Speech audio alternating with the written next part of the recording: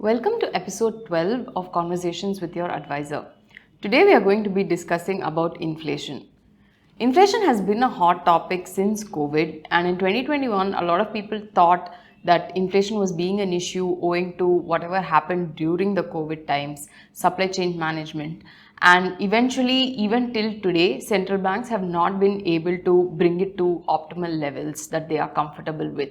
So it is still something that we have to manage because it is going to be affecting our spending habits, and also for a lot of us it is going to have an impact on how we save and how we approach retirement. So let's explore this in this episode. I think we can begin by trying to understand what inflation is. So, when we say inflation, what we're referring to is a general increase in prices. So, all of us are familiar with how this works because if you've gone to a grocery store recently, you would have realized that things cost way more today than they did a couple of years ago, right? So, that's inflation in our day to day lives, and it can happen across different things. So, it can happen across items like food, it can happen to items like fuel prices. When you go to the petrol bunk and your petrol bill is higher than it used to be, that's also a form of inflation. Or if you're opting for some service, so let's say eating out or any other kind of service, and you're paying more than you used to for the same service, that is basically what we call inflation. Now, there are different terms that get used along with inflation. So, you have inflation, which is your general rise in prices.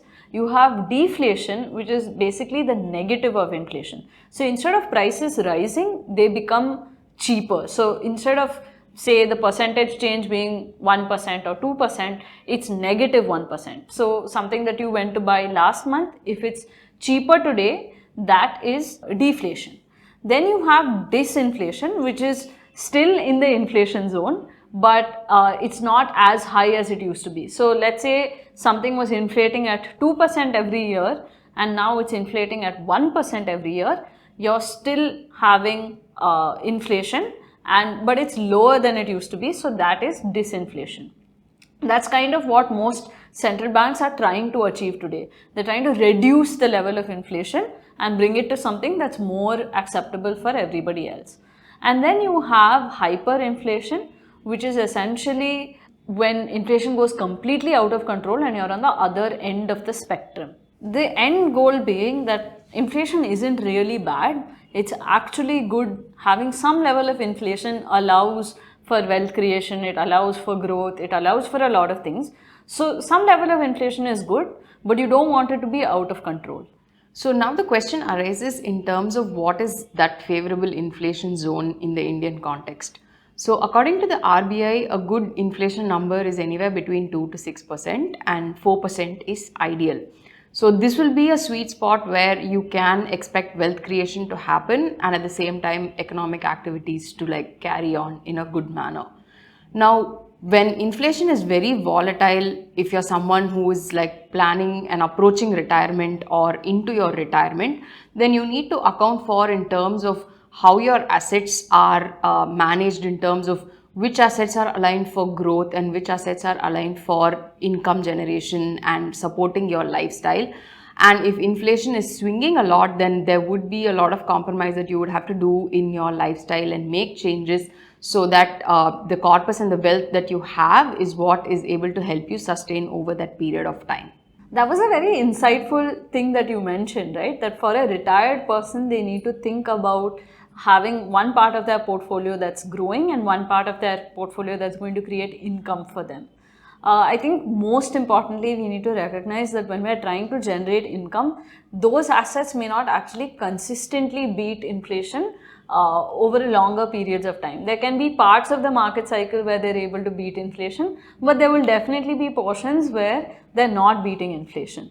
I think this is why it's so important for senior citizens to look at investment options outside the traditional choices of say fixed deposits or pension funds, because you do need a little bit of boost from the growth side so that you can maintain the same lifestyle through 20-25 years of retirement, right? So this growth side has to beat inflation. It can be in higher growth assets like commodities or precious metals, or even equities are a great way of beating inflation in the long run. That actually makes sense because if you are in the right assets over a period of time, your growth bucket can actually do well for you and spill over to your income bucket, and probably you might have improvement in your lifestyle also. One other important thing to look at in the retirement phase is with respect to how you can make these assets more tax efficient also. So it's important to look at all three. One, your growth assets, two, your income assets, and three, from a tax planning standpoint.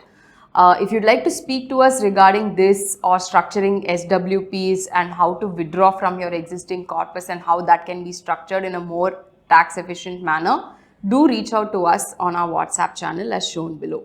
Thank you for watching.